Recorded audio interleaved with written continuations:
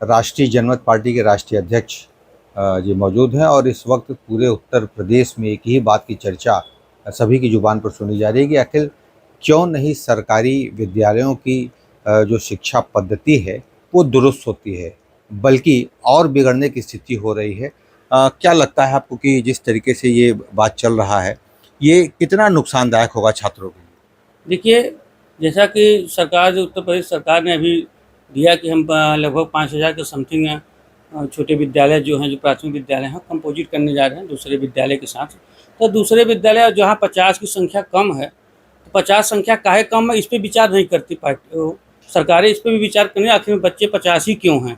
कारण यही है कि छत पे पानी चू रहा है, कहीं छत में कहीं स्कूलों में पानी भर जा रहा है। जो व्यवस्था है, मूलभूत व्यवस्था देनी चाहिए बच्चों को, चाहे पुस्तक हो, चाहे उनकी ड्रेस हो, चाहे उनका जो भी सरकारी सुविधा मिलनी चाहिए वो नहीं मिल रहा है। लेकिन लगातार सरकार के विद्यालयों को घटाने का काम कर रही है। हो सकता है कल उसको भी घटाने का काम करेंगे।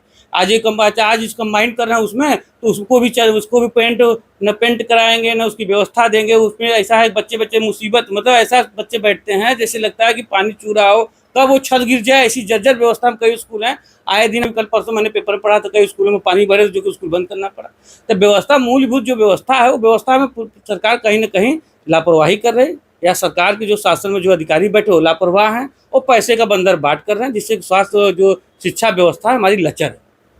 तो लगता नहीं है कि इसी लचर व्यवस्था का लाभ लेके जो स्कूल जो खुल रहे हैं वो तो लाभान्वित हो ही रहे हैं? हाँ, ये आप सही कह रहे हैं। इसका कारण यही है, देखिए इसमें कहीं न कहीं नेताओं का जो अधिकारी हैं, जो स्कूल हैं, जो प्राइवेट स्कूल है, प्राइवेटीकरण का विस्तार ज़्यादा होगा, इस बढ़ावा मिलेगा।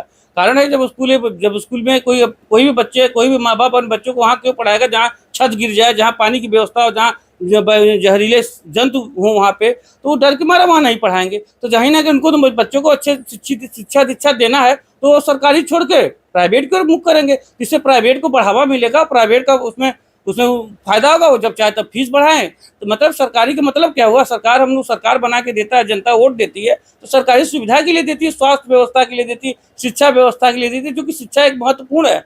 जितना हम लोग धर्म में व्यवस्था कर रहे हैं, जितनी हमारी व्यवस्था हम देख रहे हैं आज के समय चल रहा है, कुंभ के अरे कंवड़िया चल रहा है पूरा, हर तरह से रोड के लिए रूट डाइवर्जन किया गया है, बड़ी अच्छी व्यवस्था दी है, अच्छी बात है। जैसे उनको व्यवस्था दिया रहा है, ऐसे शिक्षा को भी व्यवस्थित किया जाए, कि ऐसे स्कूल की भी व्यवस्था किया जाए जैसे कि कवड़ियों की व्यवस्था की जा रही है। एक ही तरफ का हाईवे बंद कर दिया जाता है, वो ठीक है, हमको वो भी अच्छा लगता है, लेकिन जितना उस पर पैसे खर्च हो रहे हैं उतना शिक्षा भी खर्च होने की जरूरत है। तो आपको लगता नहीं कि सरकार तो ज़्यादा से ज़्यादा बच्चों को शिक्षित करने के लिए मुफ्त में ड्रेस दे रही है, फीस माफ़ कर दे रही है, उनको बस्ता दे रही है, इवन भोजन की भी व्यवस्था स्कूल में की जा रही है? क्या ये सब चीज़ें आपको दिखाई नहीं देती? नहीं, ये तो आपको देखा ना मैंने, बच्चे का ड्रेस जो मिल रहा है, साल भर बन जा बीत जा रहा है, तो ड्रेस मिल रहा है, फटे-चिथड़े ड्रेस पहन के जा रहे हैं। ड्रेस में भी वो घोटालाबाजी हो जा रहा है, उसकी जाँच नहीं हो पा रही है। बिल्डिंगों की मैंने बताया, बिल्डिंगों की मरम्मत के भी पैसे आते हैं, लेकिन वो भी पैसे से घपलेबाजी हो जा रही है। इस पे जाँच करने की ज़रूरत है, सोचने की ज़रूरत है।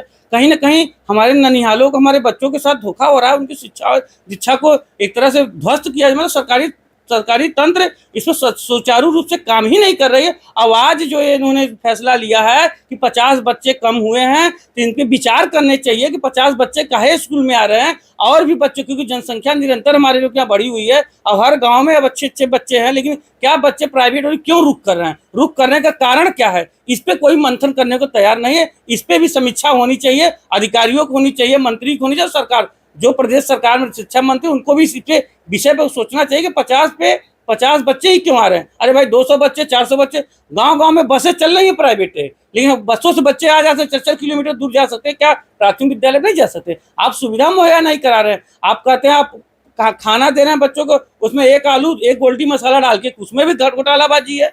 बच्चों को सही पोषक तत्व नहीं दिया जा रहा है। तो मतलब एक तरह से जो एकदम गरीब हैं, जो बेचारे जानते हैं कि मेरे पास ईंट भट्टे पे काम करते हैं, एकदम लाचार हैं, वही बेचारे भेज रहे हैं उसमें।